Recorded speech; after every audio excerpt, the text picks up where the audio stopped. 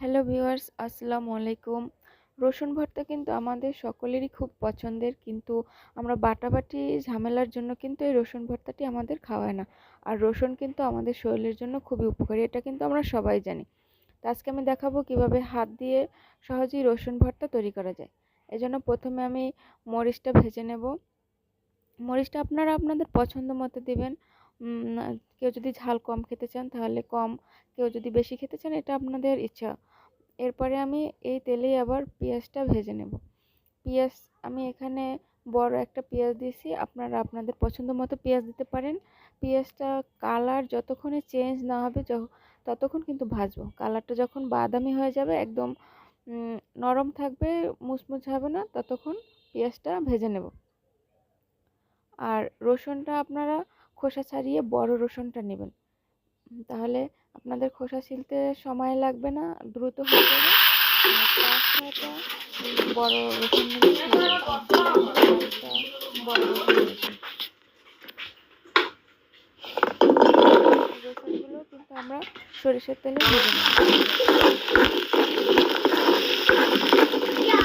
রসুনগুলো বারবার নেড়ে দিতে হবে, আর এটা কিন্তু সম্পূর্ণ ঢেকে আপনাকে রসুনটা ভাজতে হবে। ঢেকে না দিলে কিন্তু রসুন খুব দ্রুত সেদ্ধ হবে না। আমাদের রসুন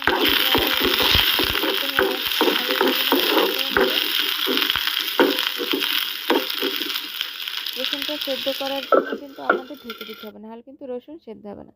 এখানে আমি মরিচগুলো একটু লবণ দিয়ে দিচ্ছি। লবণ দিয়ে এটা ভালোভাবে চেপে চেপে গুঁড়ো করতে হবে, নাহলে আস্তে আস্তে থাকলে কিন্তু ভর্তা খেতে একটা বেশি মজা হয় না। খুব ভালো করে গুঁড়ো করে নেব। আর এই ভর্তাটা আমি সম্পূর্ণ মরিচ দেব না, আমি আমার যতটুকু ঝাল লাগে আমি ততটুকু দেব। এরপর এর ভিতরে ভাজা পেঁয়াজটা দিয়ে মরিচ আর পেঁয়াজটা একটু ভালো করে মেখে নেব।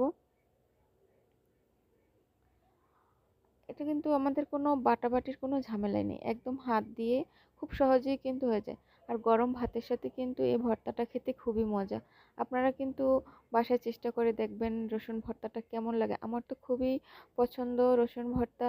এ দিয়ে কিন্তু সকালবেলা এক প্লেট ভাত একদম খালি হয়ে যায়।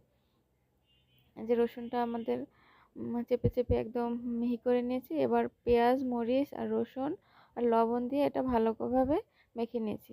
আমি আর কোনো সরিষার তেল দিইনি, কারণ ভাজার সময় এর তেল ছিল, সেজন্য আর আমি কোনো তেল নেই। দেখেন ভর্তাটা কিন্তু খুব লোভনীয় হয়েছে দেখতে। ধন্যবাদ সবাইকে ভিডিওটা দেখার জন্য।